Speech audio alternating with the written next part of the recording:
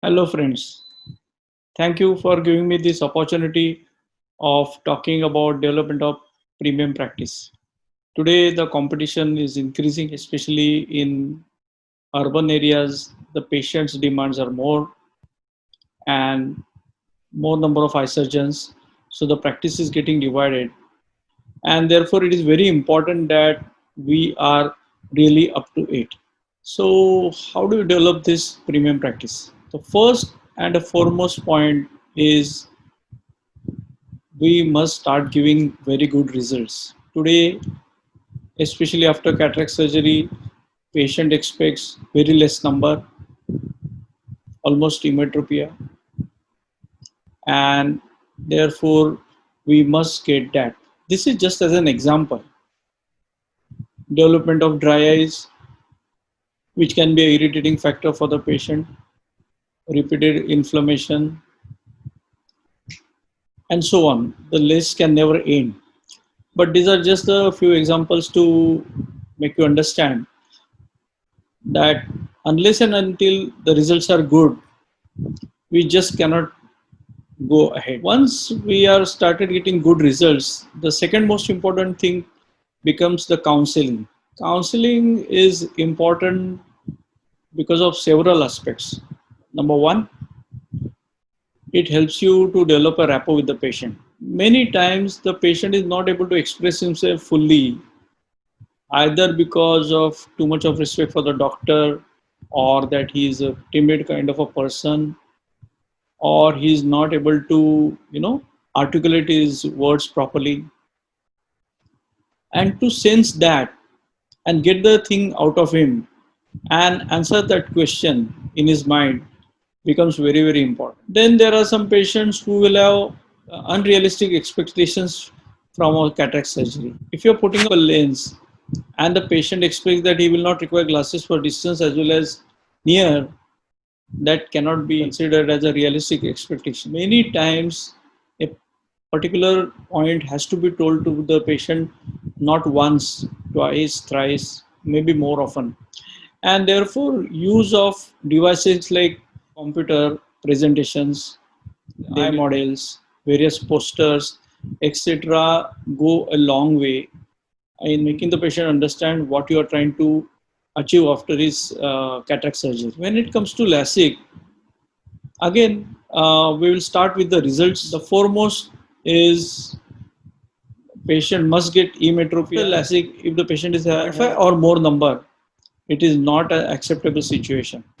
Whatever you try to convince the patient after the surgery, patient is not going to be happy with you. And therefore, the refraction becomes very, very important. So when I said result, we are not talking only about the results after cataract surgery or LASIK surgery. Even the refraction, tonometer, etc., everything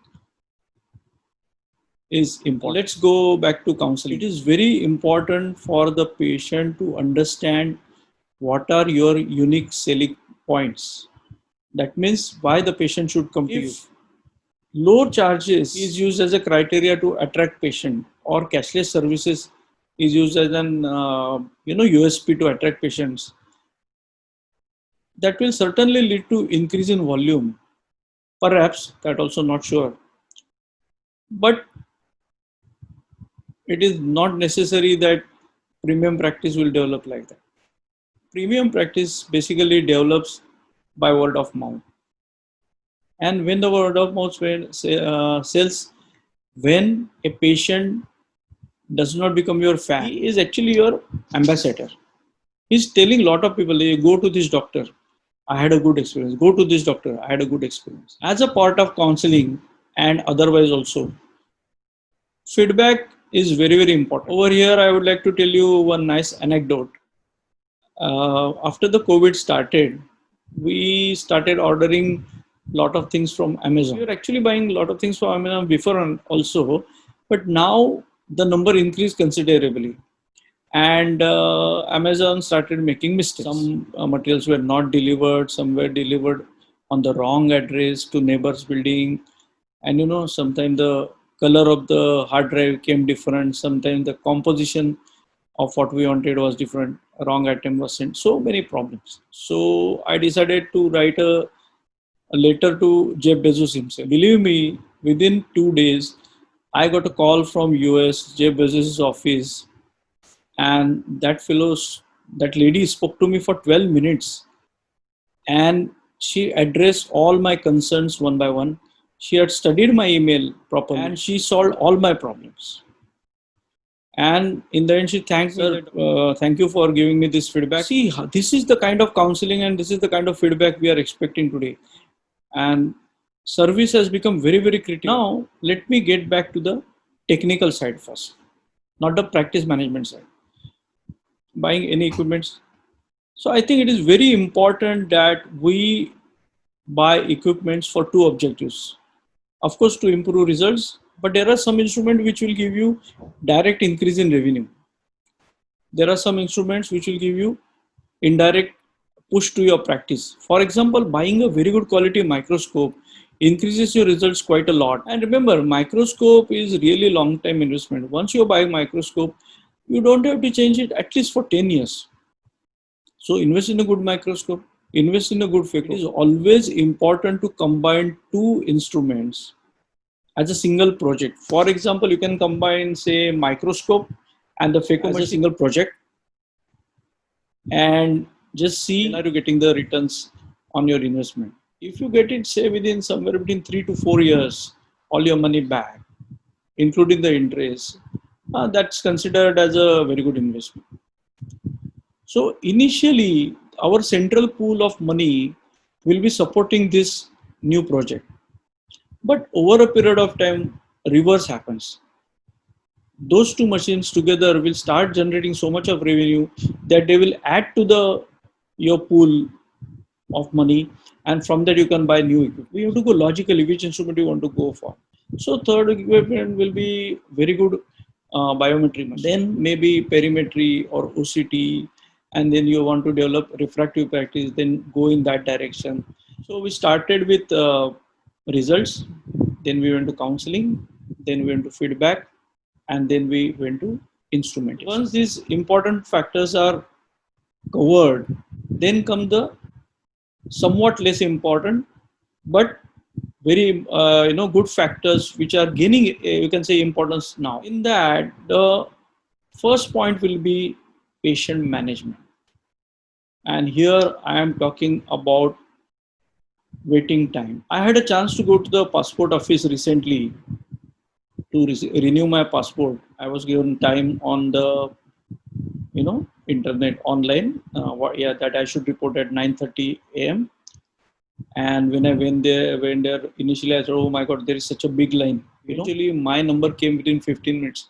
After that, I went to second station, third station, fourth station, fifth station, and there was a token system. And on top, I can see where I'm supposed to go. And believe me, including the waiting time, I was out in 45 minutes.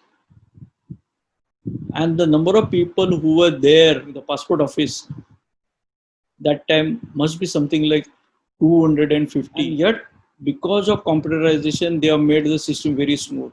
See, this is very, very important point. When we go to a big hospital, we are told to come at 11 o'clock.